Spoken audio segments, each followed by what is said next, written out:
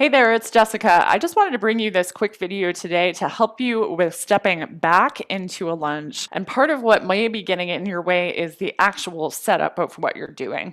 So as I come to the top of the mat, I've got my blocks handy here. And when I bend over and I start to set those blocks up, what I see people do a lot of times is have the blocks way far ahead of the feet. And what happens then is you just don't have the space to really step back into that lunge. Typically, that front knee ends up past the ankle, which isn't ideal. We end up with a really short stride for coming into things like Warrior Two. So instead, what I want to encourage you to do is to take those blocks back in line with your feet.